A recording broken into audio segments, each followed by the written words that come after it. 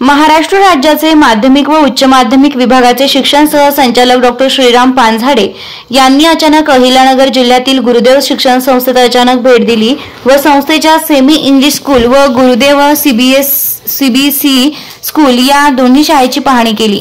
वर्गास भेटी दिल्या, मुलांशी सुसंवाद साधला व यावेळी शाळेची गुणवत्ता पाहून वरील गौरवोद्गार काढले। त्यांच्यासोबत अहिल्यानगर जिल्ह्याचे माध्यमिक शिक्षण विभागाचे उपशिक्षणाधिकारी आकाश दरेकर व माध्यमिक विभागाचे विस्तार अधिकारी भिवसेन पवार उपस्थित होते।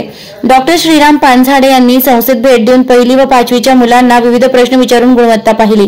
पाचवीच्या वर्गास भेट दिली असता वर्गातील 40 पैकी 29 मुलं रविवारी झालेल्या पूर्व प्राथमिक शिष्यवृत्ती परीक्षेत 300 पैकी 220 गुणांच्या पुढे आहेत। हे ऐकून त्यांनी मुलांना विविध प्रश्न विचारले व मुलांनीही परीक्षेत आलेले संदिग्ध प्रश्नांचं उत्तर काय हे साहेबांकडून जाणून घेतलं। यावेळी गुरुदेव शिक्षण संस्थेचे अध्यक्ष संतोष मगर यांनी सांगितलं की आमची शिक्षण संस्था काळाप्रमाणे शिक्षण देत आहे। त्याचबरोबर उपशिक्षण अधिकारी दरेकर साहेब यांनी मुलांना व संस्थेला शुभेच्छा दिल्या। यावेळी प्राचार्य तुषार कदम, पर्यवेक्षक मंगेश चितळकर आदी मान्यवर उपस्थित होते। आहे का बोल्या छोट्या आहेत का तुमच्याकडे? बबडी आहे तुमच्याकडे?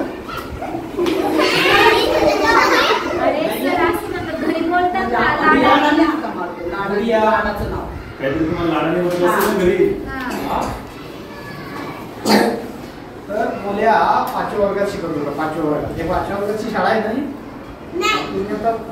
ही शाळा हा वर्ग नाही, 5वी शाळा। शाळेत 5वीची मुलं येतात का?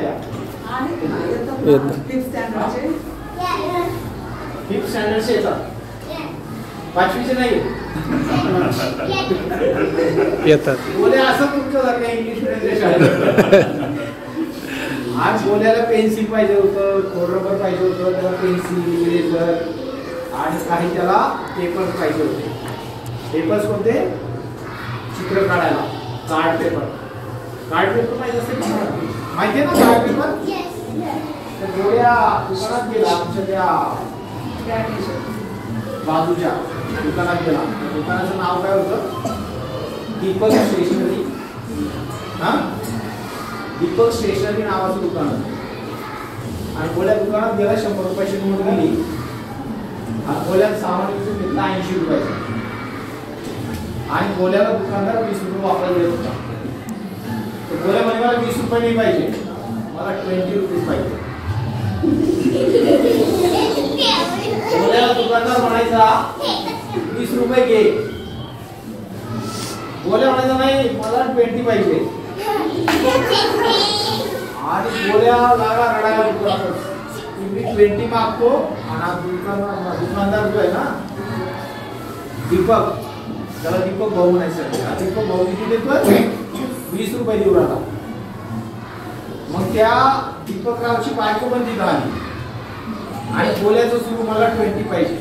आणि दीपक काय म्हणतो दुकानाचा मालक, गोल्या 20 रुपये घे।